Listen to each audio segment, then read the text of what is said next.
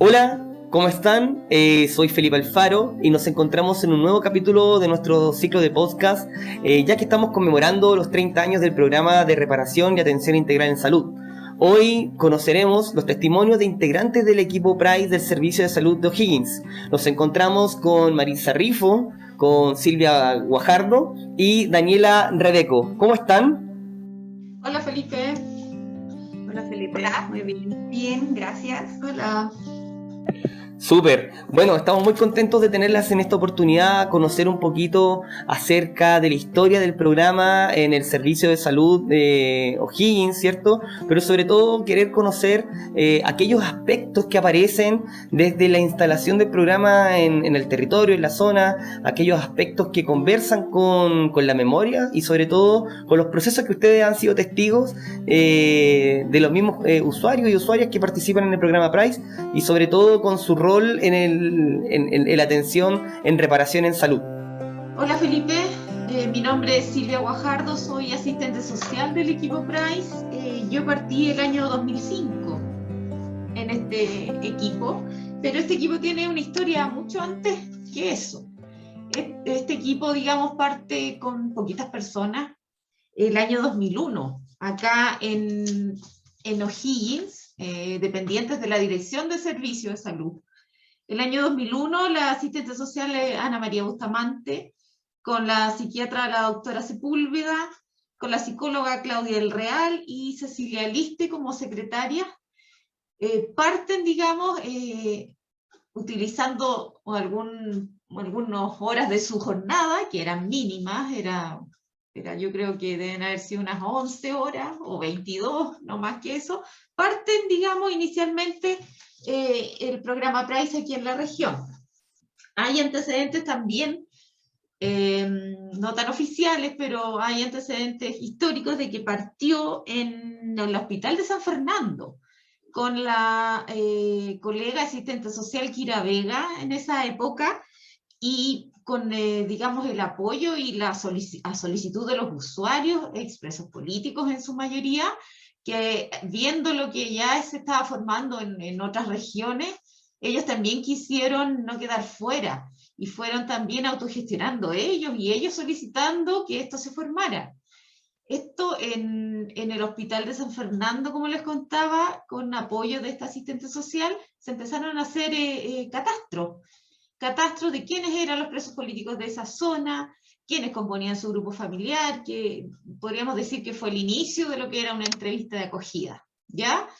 Luego de esto se decidió, digamos, que tenía que partir formalmente en la cabecera de la región, en la dirección de servicio, y es ahí donde Ana María asume este rol de encabezar, digamos, la primera formación de los equipos un poco más formal, que tenía que orientarse más que nada también a la atención clínica de las personas afectadas y todo lo que ellos, digamos, traían consigo como necesidades de abordaje del punto de vista psicosocial, ¿ya? Ese es como el inicio, digamos que podríamos decir que parte en San Fernando, impulsado por los mismos usuarios, y de ahí se le da el vamos desde la cabecera regional dependiente de la dirección de servicio, donde ya desde el nivel central se ordena que esto se le dé inicio de manera formal. Y bueno, esos registros que se hicieron en San Fernando, por lo tanto, no se perdieron, fueron derivados acá a Rancagua y se consolidaron y forman parte de lo que es actualmente nuestra base de datos regional. Así que interesante eso de que hayan sido los mismos usuarios, los mismos afectados, digamos, quienes hayan impulsado la generación de este programa acá en la región, haciendo eco de lo que estaba sucediendo en las otras regiones también. Como decía Silvia, ¿verdad? Está hablando ahora Marisa Rifo, psicóloga y encargada interna del equipo. De ahí, desde el servicio de salud, donde estaba Ana María Bustamante trabajando, pasan en el año 2005, que es como nuestra fecha oficial que usamos para celebrar nuestro aniversario del 15 de diciembre del 2005, se constituye como fecha inicial de formación de Price O'Higgins en una casa. Siempre hemos estado desligados, aparte del servicio de salud y de hospital, siempre hemos estado afuera, en una casa ubicada en la zona centro de Rancagua, y ahí funcionando. Y se forma ahí el equipo con 2 asistentes sociales, 2 psicólogos, psiquiatra con media jornada, y bueno, auxiliar estafeta y secretario. Ese era el equipo que se tenía en esa época. Con eso se empezó a funcionar. Se hacían en esa época muchas salidas a terreno. Esta región se caracteriza por ser muy extensa en cuanto a terreno, ¿ya? Entonces se realizaban hartas salidas a terreno. Somos una zona, como ustedes saben, con 33 comunas, ¿ya? Y aquí hubo mucho tema agrario. Hay que acreditar, imagínense, tenemos este conflicto con Navidad, por ejemplo, que si es de O'Higgins o si es de La Quinta, o a veces ellos van a lo que es Santiago, entonces tienen ese conflicto, a Litueche, todos esos sectores. Entonces teníamos en esa época que ir allá a acreditar. Hay mucha dispersión geográfica, mucha gente que acreditar por temas de exonerados, por temas de tierra, ¿ya? Además de lo que tiene que ver con Codelco, con Fiat, más acá en la zona central, netamente en Graneros, en Rancagua, ¿ya? Entonces hay que movilizarse mucho a lo largo de nuestra región. Se hacía mucho terreno y es algo que extrañamos, que ya no se realiza tanto. Tenemos mucho exonerado en la mayor parte de nuestra población y que se registra en nuestra base de datos. Y de ahí, lamentablemente por el tema del terremoto, esa casa quedó dañada, estuvimos ahí muchos años y nos tuvimos que cambiar a otra ubicación, ¿ya? En la que estuvimos 10 años, y actualmente nos encontramos hace 2 años casi en esta nueva casa, que es mucho más cómoda, en pleno centro, para nuestros usuarios, ¿verdad? Portadores de derecho, la cual es más cómoda, pero que debido a la pandemia, nuestros usuarios no han podido disfrutar mucho de ella, porque hemos estado con más atenciones vía Zoom que presenciales. Recién nos estamos abriendo a las atenciones presenciales, así que muchos las están recién empezando a conocer, ¿ya? Se nos ha achicado también un poco el equipo, así es que estamos con algunas necesidades ahí de personal, de recursos humanos, pero eso ha sido un poco de la historia. Lo que más tenemos es rotación de psicólogos y de médicos, lamentablemente. Nuestras asistentes sociales se han mantenido más fieles aquí. Tenemos nuestras 2 fieles ahí, asistentes sociales. Ahí puedo darle la palabra a nuestra otra trabajadora social, que hace un muy buen trabajo, para que nos aporte también.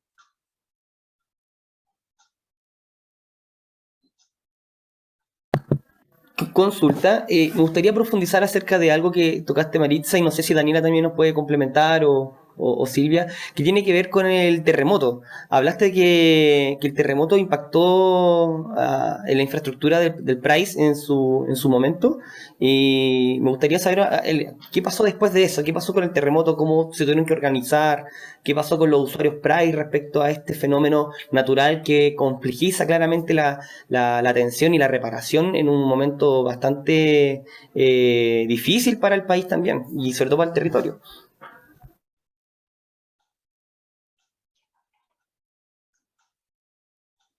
Bien, en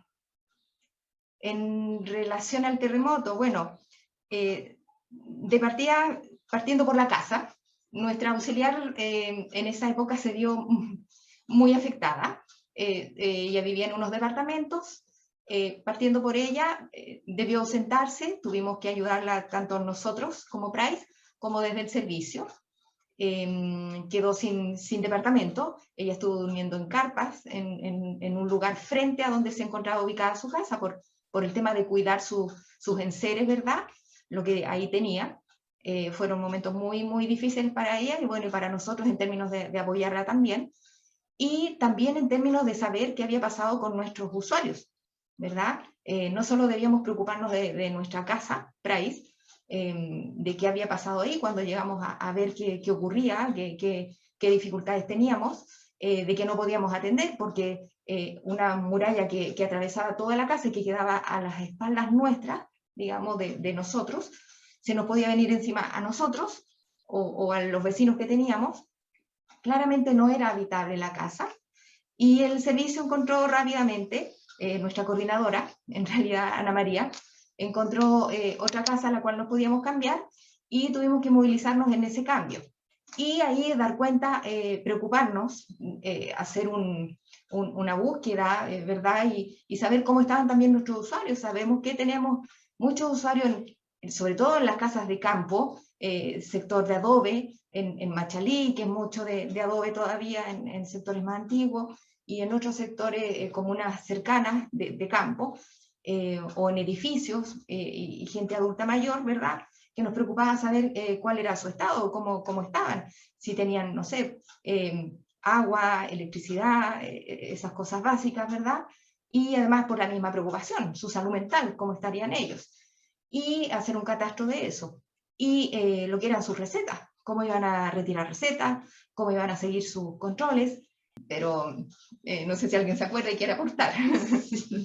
No, pensando, haciendo recuerdos de esa época, fue bien caótico, por decirlo, porque estaba la preocupación, si bien es cierto, obviamente, nuestros usuarios y todo, pero también cada uno en su casa tenía sus propias preocupaciones con su familia, entonces fue un periodo bien complicado, nos pilló, me acuerdo, la réplica grande del 11 de marzo. Nos estábamos cambiando. Estábamos cambiándonos de casa, justamente, estábamos cambiándonos y nos pilló esa réplica. Yo recuerdo haber partido, pero sopladísimo al servicio de salud, porque la sala cuna tenía a mi hijo, así que pero fueron tiempos bien especiales para todos, sí, para todos fue bien tensos, sí, momentos. Y ahora nos reímos, pero en ese momento, la verdad que estábamos mucha Ahora, preocupación. cambiando un poco de tema, pero siempre conversando acerca de lo que es el price y el sentido de la reparación en salud, me gustaría saber qué pasa con ustedes como personas, como personas sintientes y sobre todo como profesionales que trabajan directamente con historias que son bastante dolorosas y que se enmarcan en la violación de derechos humanos. ¿Qué nos podrían contar respecto a eso? Hola, mi nombre es Daniela Rebeco, yo soy trabajadora social encargada de gestión de usuarios y referente de lista de espera de los usuarios Price. A mí me toca, bueno, yo estoy en este cargo, si bien llevo muchos, por lo menos 12 años en el Price, he pasado por distintos cargos. Y ahora en la actualidad asumí en el año 2017 el cargo de trabajadora social y me toca trabajar harto con los usuarios directamente en el tema de gestión y me doy cuenta que son pacientes portadores de derechos que están bastante afectados porque siento que ellos todavía no se sienten reparados, que ellos sienten que el Estado no los ha reparado y además de eso, el sistema en sí tampoco les entrega la reparación que corresponde a ellos como derecho. O sea, yo lo veo todos los días por el tema, por mi gestión que yo tengo que realizar dentro de la red, y me doy cuenta de que la gente, de las personas que trabajan, los mismos funcionarios dentro de la red, más bien en los hospitales, bueno, primero no tienen idea de lo que es Price, porque también existe mucha rotación de personal, y por otro lado, ellos en el fondo no separan las cosas, no separan lo que ellos piensan como personas y cómo deben actuar como funcionarios. Entonces, los pacientes todavía siento que no está la reparación como tal. O sea, si bien tienen el beneficio Price, tienen la gratuidad, pero los mismos funcionarios hacen que los pacientes se sientan que no son reparados. Sí, lo que nos comentaba Daniela tiene que ver un poco, y en relación a lo que tú preguntabas de cómo se siente uno, nos frustra mucho, porque sabemos que contamos con un programa, con todo el respaldo de leyes reparatorias y todo un sustento legal, administrativo, que lamentablemente en el día a día y cuando toca la atención al usuario no se ve reflejado, ¿ya? Ese es una labor que también tenemos que hacernos cargo. También tenemos ahí un tremendo trabajo en relación a difusión que hacer, en sensibilización que hacer, pero al respecto también hay, como bien decía Daniela, el funcionario que está ahí, digamos, en la ventanilla, muchas veces cambia, rota, y es un trabajo que se hace bien inalcanzable. Tendríamos que estar permanentemente, digamos, y la verdad que el recurso humano no nos da para tanto. Siempre andamos, como yo le digo a la Marisa, evangelizando sobre Price, donde vamos, qué sé yo, tratando de informalmente hacer difusión en los espacios que estemos para que esto no ocurra, pero como bien señala Daniela, es una sensación muy, muy sentida por los mismos usuarios que si bien tienen su tarjeta, tienen este beneficio, al momento de llegar a la ventanilla hay gente que hasta les cuestiona eso, y eso es frustrante para nosotros también como profesionales de este programa, que somos la cara de Price en esta región. Entonces también nos hace mucho sentido lo que los mismos usuarios reclaman. Tiene que ver también con un cuestionamiento que nos hacemos nosotros, o sea, ¿cómo estamos haciendo este trabajo?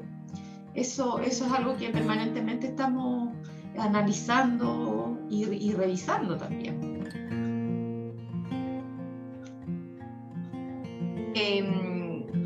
Como dicen mis compañeras, ¿verdad? Ambas, Daniela y Silvia, esto frustra, ¿ya?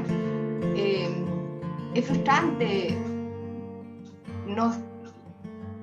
pese a que están las leyes, está nuestra norma técnica que se supone nos avala, pero el hecho de que pareciera que aún a 30 años de que existe, pareciera que esto se creó ayer y que solo nosotros sabemos que existe, en serio. Y nosotros siempre lo justificamos, nosotros mismos, con que hay mucha rotación en salud. Entonces, como hay tanta rotación, y después uno dice, ¿será tanto? O sea, ¿cómo todavía podemos decir que hay tanta rotación? Y que por eso los funcionarios no saben. Pero incluso en el mismo servicio tenemos trabas, nosotros, con nuestros compañeros, entre comillas, del servicio de salud, tenemos trabas. O sea, nosotros vamos a hacer algo, Daniela, que es la encargada de gestión, como ella decía, va al hospital o va al servicio y es como, porque a mí también me pasa, voy a algo y es como, ya viene la del Price, así como, ¿qué va a pedir? ¿Qué viene a pedir? ¿Qué viene a solicitar? Es como, ya, aquí viene. Entonces es como, es como si fuéramos como un cacho de repente, una cosa así. Entonces, si a nosotros nos pasa eso, ¿cómo se sentirán nuestros portadores de derechos? O sea, entonces por eso ellos también, esto los retroalimenta a ellos, ¿verdad? A que tengan el perfil del cual se quejan tanto los funcionarios, que son así, que son asá, que son complicados, que no sé qué, que no sé cuánto. Entonces hay que vivir en una permanente sensibilización, difusión, y eso es más frustrante aún. Y además está el tema en que el Estado está en deuda, sigue estando en deuda con ellos. Cuando yo entré a trabajar en esto, llevo acá, claro, 14 años y tanto, claro, yo dije, ya, voy a hacer psicoterapia. pero es más que psicoterapia, o sea, no es solo psicoterapia, es mucho más. Uno va escuchando y eso igual uno se va llenando de eso, se va cargando y recargando, y se van haciendo muchas cosas más que eso. Y si a eso le vamos agregando, por ejemplo, nosotros nos cuestionamos y nos preguntamos, ¿por qué hay que hacer los informes clínicos? ¿Por qué hay que revictimizarlo? ¿Por qué hay que volver a abrir esa herida? Cuando algunos que son pacientes, por ejemplo, que ya hemos trabajado ese tema, ya hemos visto eso, y de repente llegan y me dicen, mire, ¿sabe qué? Una abogada me contactó y me dijo que tengo que llevar esto, que tengo que hacer un informe, y vamos de nuevo viendo el tema. ¿Por qué? Si la persona ya declaró, pasó por una comisión, ¿por qué tenemos que de nuevo tocar este tema? ¿Para qué? ¿Cuál es el sentido? Sí. ¿Dónde? Y yendo incluso un poco más atrás también con el tema de revictimización y la deuda del Estado con las víctimas de violación de los derechos humanos, de la dictadura en este caso, hacía memoria, me acordaba, Marisa, tú te acordarás bien, de cuando nos tocó la huelga de hambre de los expresos políticos aquí. En la catedral. En la catedral, también a propósito de la no reparación, digamos, del Estado, y verlos a ellos, adultos mayores con enfermedades de base, corriendo riesgo su vida, exigiéndole al Estado lo que el Estado estaba mandatado a hacer hace tiempo, también es impactante. Fue muy impactante participar de esa huelga de hambre. Nosotros estuvimos ahí con los expresos políticos que estuvieron acompañándolos día y noche, feriados incluidos, pasamos el Día de la Madre, recuerdo que lo pasamos ahí, 1 de mayo. 1 de mayo también lo pasamos con ellos, estuvimos ahí al lado de ellos, o sea, nos faltó solamente dejar de comer, porque claro, prácticamente los acompañamos en todo su proceso, y igual es duro verlos a ellos tener que llegar a ese extremo por exigir una reparación que el Estado debía haber dado hace tanto tiempo. Eso es un tema bien que da para muchos análisis en realidad, y que creo que como equipo, y sin haber estado preparados y sin haber tenido noción de lo que era una huelga de hambre en democracia, digamos, creo que yo en esa época era encargada del equipo, y se lo dije en varias oportunidades, muy orgullosa de todo el trabajo que hizo el equipo. Todos estuvimos ahí, todos estuvimos disponibles, todos estuvimos con todos nuestros usuarios que estaban ahí, les hicimos los controles, fuimos a las reuniones con el Servicio de Salud para coordinar la atención de ellos, que los fuera a ver el SAMU, que los fueran a controlar, que se descompensaban, etcétera, etcétera. Hasta en las gestiones estuvimos, en las negociaciones, incluso en algún minuto fuimos parte también, y muy orgullosa de lo que hizo el equipo y el compromiso que se demostró en esa instancia nuevamente otro momento de tensión que vivimos, digamos, dentro de nuestra historia. Somos un equipo pequeño, bien pequeñito, pero igual muy comprometido, comprometido y con hartos deseos de retomar después de la pandemia, de que podamos hacer todas las cosas que tenemos planificadas y que no se han podido realizar con nuestros usuarios, teniendo ya esta casa nueva, entre comillas, ¿verdad? Tenemos hartas cosas planificadas y pensadas que se pueden hacer, pero que lamentablemente, bueno, ahora con la pandemia no se han podido realizar, pero queremos hacer cosas con ellos, más que administrativas, más que reflexiones, más que llenar papeles y planillas, ¿verdad? Queremos hacer cosas con los usuarios.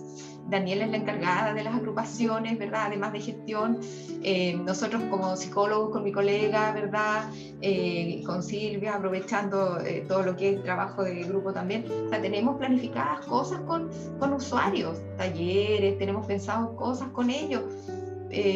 También tenemos el recurso, tenemos una universidad ahora, hace 4 o 5 años acá, la Universidad de O'Higgins, tenemos ese recurso que está funcionando, nos aprovechamos de eso, alumnos en prácticas de tercer año, de terapia ocupacional, hemos tenido práctica de de alguna psicología también con ellos, y aprovechamos esos buenos recursos. Recién en septiembre tuvimos, aprovechando también el contacto con la Universidad de O'Higgins, un homenaje, ¿verdad?, al profesor Almonacid, que debe saber de él, se puso también eso, una placa conmemorativa. O sea, tratamos de aprovechar, dentro de lo poquito que podemos hacer en estos momentos, hacer ocupar esos espacios y realizar esas actividades. Pero queremos abocarnos a eso. Y como te digo, ¿qué pasa? Pasa eso, se generan esas ambivalencias. Frustración por un lado, y por otro lado, satisfacción de poder tratar de ayudar a salir adelante, a avanzar, y sobre todo en estos momentos difíciles, después del estallido social con la pandemia. Aparecen nuevamente síntomas, ocurren llamados de repente urgentes de los pacientes, porque nuevamente recuerdan, hay cosas que se parecen mucho a esas épocas, y cosas así. Y las nuevas generaciones, el daño transgeneracional, ¿verdad? También es otro tema, pero ahí ya nos extenderíamos mucho. Quiero agradecerles a cada una de ustedes por haber entregado su experiencia, su testimonio, y ya estamos llegando a la parte final del podcast, y preguntarles brevemente qué le dirían a aquellas personas que la están escuchando en estos momentos y que quieren o están conociendo más acerca de lo que significa la materia de derechos humanos, violación a derechos humanos, y sobre todo el trabajar con la reparación. ¿Qué le dirían a aquellas personas? Yo personalmente, que se informen, que lean, que busquen información, que vayan a las fuentes y que se eduquen en relación a derechos humanos. Si queremos que nunca más vuelva a ocurrir, estamos tratando de reparar todo lo que ya ocurrió, pero para que no ocurra es fundamental que nos eduquemos, nos formemos y difundamos los derechos humanos y su respeto a todo nivel, digamos. ¿Ya? Eso yo les diría. Yo también les diría que se eduquen, y no solo se eduquen las personas, sino que eduquen a lo que viene detrás nuestro, a nuestras generaciones más pequeñas, para que ellos también tengan conocimiento de lo que son los derechos humanos, para que no vuelva a pasar nunca más, y que así podamos saber todos nosotros tengamos conocimiento de lo que significan los derechos humanos, y que los derechos humanos son para todas las personas. Exacto, no creo que haya mucho más que agregar que lo que dijeron mis compañeras. Educación es la base, y para poder hablar sobre un tema hay que saber primero. Entonces lo primero es leer, y que derechos humanos aplica a muchos ámbitos. Derechos humanos no es solo del ser humano, de la persona, sino que lo aplicamos en muchos temas. Entonces hay que leer, educarse.